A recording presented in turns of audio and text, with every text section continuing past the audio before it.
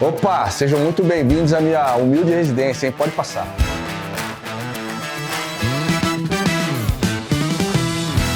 Fala pessoal, aqui é o Paulinho Japonês e o papo do Lendas do Futsal hoje é comigo, hein?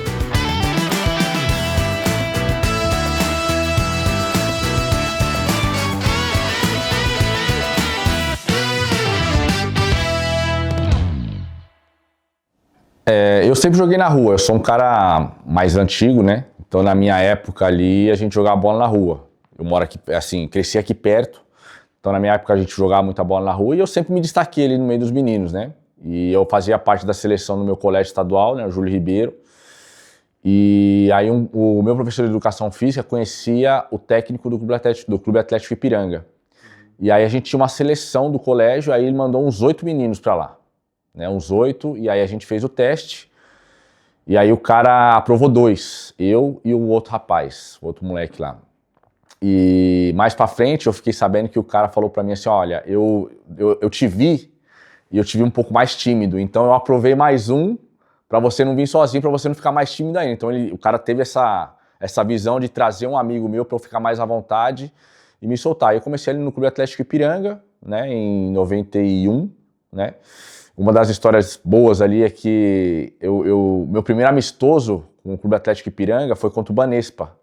E o Banespa era um dos melhores times. E aí na hora de se trocar eu não quis ir, cara. Não quis ir, os caras falaram assim, você não vai trocar? Não, eu falei, não vou trocar não vou jogar não. Os caras, por que não vai jogar? Não, eu não quero jogar. Meio que assim, deu uma pipocada, aí o diretor sentou aqui do meu lado e falou assim, não, Paulinho, é normal, você tá começando, você vai jogar com um time bom, mas vamos lá que você vai ajudar. Aí o cara, depois de muito papo, conseguiu, né, me convencer. E aí eu fui assim, nota 6 ali no jogo. E aí você vai se acostumando, né? Porque você pega de uma coisa de um colégio, é uma coisa, né? Você vai para a federação, é totalmente outra.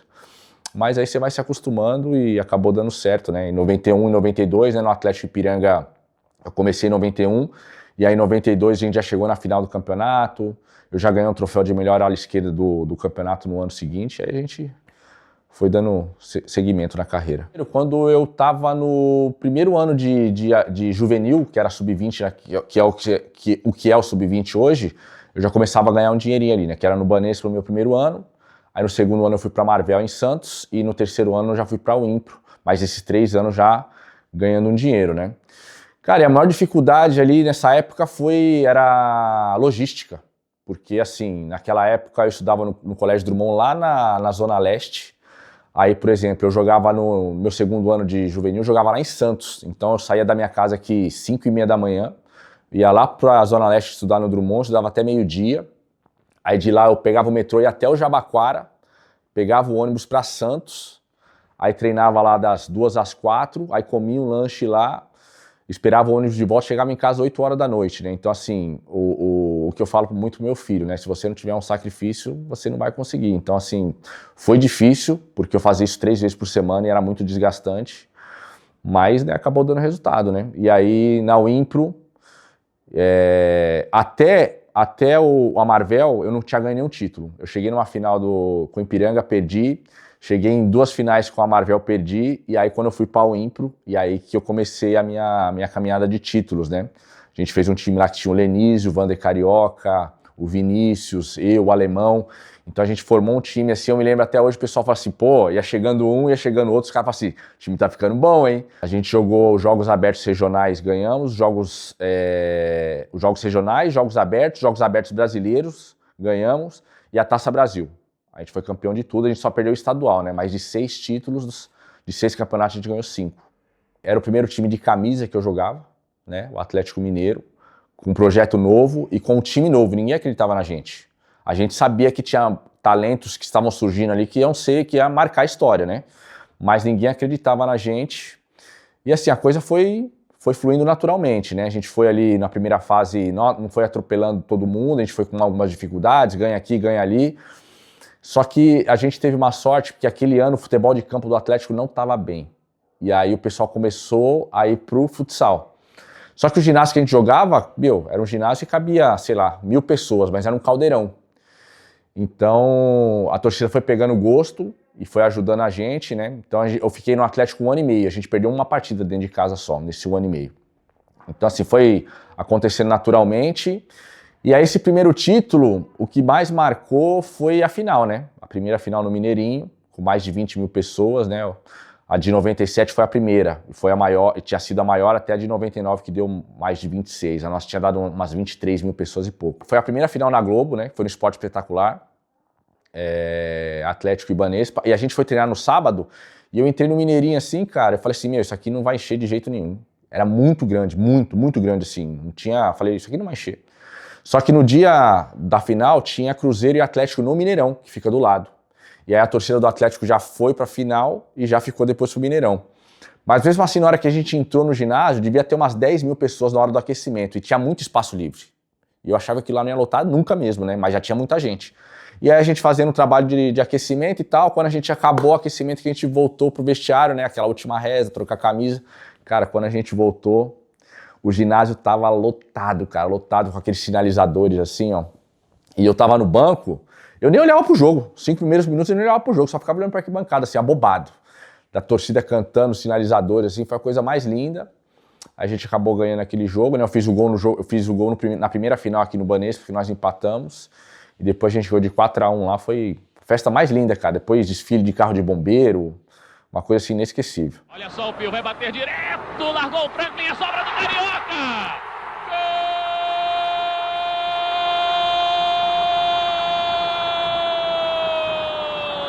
Gol do Atlético, campeão do Brasil! Cara, em 2002 já era uma outra pegada. Porque se eu falei de 97 que era uma equipe que muita gente não acreditava por ser mais jovem, então quando a gente foi para 2002 já era uma outra pegada. A gente tinha chegado na final de 2001, tinha perdido para Carlos Barbosa, e aí em 2002 o time ficou ainda melhor, porque chegou o Vinícius, chegou o Índio, né? Então o time tava assim, já era cotado para ser campeão ou um dos favoritos, né? E aí assim, a gente fez uma primeira fase até que irregular pela equipe que a gente teve, mas quando chegou nas finais a gente atropelou todo mundo, né? Mas já era bem diferente do Atlético, já era uma estrutura melhor, jogadores ganhando muito bem, né? A estrutura que a Ubra dava era uma das melhores do Brasil, com toda certeza, né? A gente morava dentro do apart hotel, a gente comia bem, a gente vivia bem, tanto que quando a gente passava por uma fase ruim, que o reitor ia fazer alguma reunião pra gente, ele falava assim, você tá recebendo bem? Você tá recebendo em dia? A gente fala assim, sim. Você tá comendo bem? Tem algum problema no restaurante? Tá tudo certo? Não, tá tudo certo. O apartamento onde você tá morando tá tudo certo, limpeza, tem alguma TV queimada, a internet tá funcionando, tá tudo. Então você tem que jogar. Então já era uma estrutura para ganhar. Então ali em 2002, assim, foi muito legal também, obviamente, mas já era um time para chegar, diferente do Atlético Mineiro. Eu tava na Praia Grande, né, naquela época não tinha internet, e aí um amigo meu, Marcelinho, que jogou comigo na Espanha, jogou comigo no RCG Garça, ele me ligou, falou, e aí, Paulinho, beleza? Não sei o quê. Eu falei, e aí, Marcelinho? Tal, beleza. Falou, pô, parabéns, hein? Eu, cara, fiquei lembrando se era aniversários de casa. Eu falei, mano, parabéns por quê? Pô, você foi contratado pelo time do seu coração. Eu falei, como assim, Marcelinho? Falei, pô, tô aqui no site da federação, aqui tá falando Paulinho japonês contratado pelo Corinthians. Aí fui atrás, falei assim, ó, quem é o responsável aí pelo futsal? Aí os caras, o Laércio. Aí peguei o telefone. Laércio, Paulinho japonês, beleza? Pô, meu, que notícia é essa que vocês estão colocando no site da federação, que eu tô sendo contratado? Aí ninguém entrou em contato comigo. Falei assim, ó, de duas uma, ou você me contrata ou tira a notícia. Aí ele passou pro treinador, que é o Flavinho, né, que hoje tá lá no Ceará, e o Flavinho falou, não, eu quero. E aí foi, né, onde eu comecei ali no Corinthians, de uma maneira inusitada. Cara, eu me lembro que a gente foi num jogo do Campeonato Paulista. Aí a gente foi com o Sub-20, o adulto, aí o Sub-20 entrou com a faixa, né, ali no início, aí a torcida, não sei o quê, vai Corinthians, pá, pá, pá. Mano, mas aí na hora que a gente voltou, no intervalo, os caras já começaram a cobrar a gente. Se vocês não representar aqui é Corinthians, hein? Mano, eu me lembro de um cara assim, ó, ele olhou pra mim e falou assim, ai, japonês, se não representar, você tá ferrado, hein, mano? E aí eu vi que a coisa ia ser de uma maneira diferente, né? Mas foi muito legal, assim, tudo que o Corinthians tem hoje de estrutura passou pela gente, né? Todo mundo quer representar a seleção. Eu acho que faltou isso pra mim. Não que isso tenha atrapalhado na minha carreira, né? Nunca ninguém deixou de me contratar e falar assim, vamos chamar o Paulinho da seleção. Tanto que eu, coincidi o tempo inteiro com o cara da seleção na minha equipe, eu era titular, o cara era reserva, e o cara indo pra seleção, às vezes ficava no banco pra mim, então assim, nunca tive esse problema dentro do clube. Não, o Paulinho vai ficar no banco porque o fulano é da seleção, não. Graças a Deus, a maioria dos treinadores que eu trabalhei, os caras eram honestos e jogava quem tava melhor, independente se eu tava na seleção naquele momento ou não. Mas eu tive 2 convocações que eu poderia ter batido de frente. Hoje algumas pessoas já me perguntaram disso aí, o que você mudaria na sua carreira? É ter batido de frente na vez que eu fui convocado, porque era um direito meu, né? O cara me convocou, e aí eu me lembro que na Ubra convocou os 4 titulares, e aí acho que era eu, o Lenise, o Almir e o Cisso. E aí o treinador falou assim, vocês 3 eu não vou liberar porque nós temos 2 jogos importantes da Liga Nacional, mas eu vou liberar o Cisso, porque o Cisso não estava vindo muito bem, falou assim, vai fazer bem ele ir para a seleção para voltar com mais moral, a gente precisa dele. Mas ali eu deveria ter batido de frente, né? E teve uma outra no Corinthians também que ia ser convocada à base, e eu deveria ter batido de frente nessas 2 vezes aí para ter ido para a seleção, porque no final, né, foi um sonho que ficou para trás. No começo da carreira dele, eu achava que eu melhorei muito.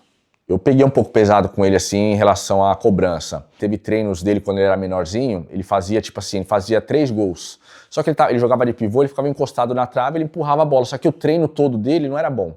Então eu cobrava muito dele, ele falava assim, você jogar bem não é você fazer gol, você fazer outras coisas também. Então eu cobrava muito dele isso aí, mas às vezes eu pegava um pouco pesado.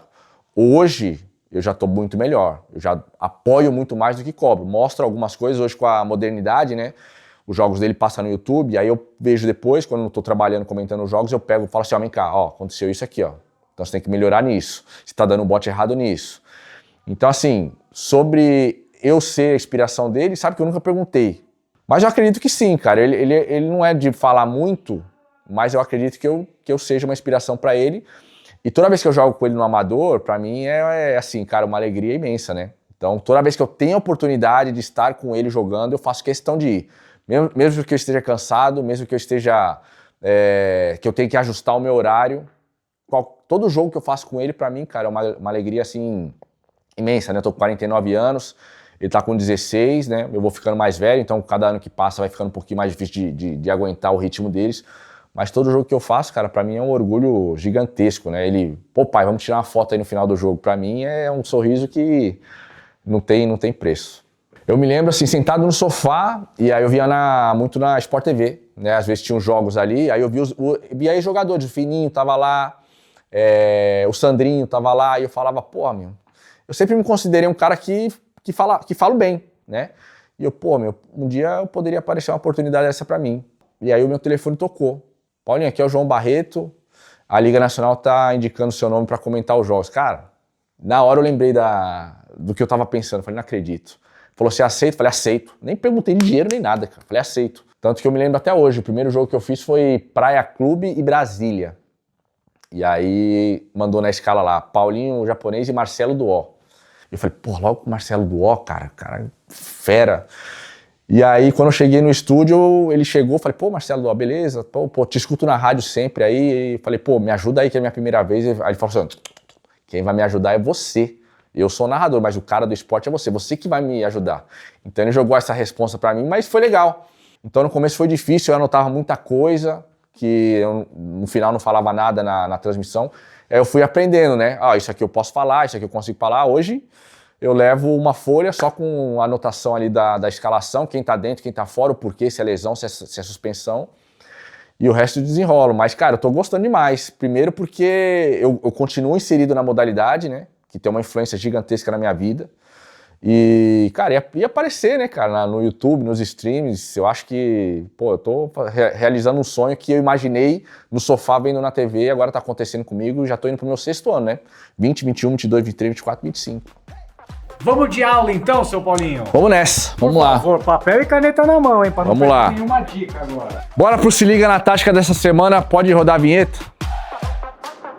É isso, pessoal. Espero que vocês tenham gostado do papo. Espero que vocês tenham gostado de passar um dia comigo aqui. E obrigado, né? Espero vocês aí no Lendas do Futsal, beleza?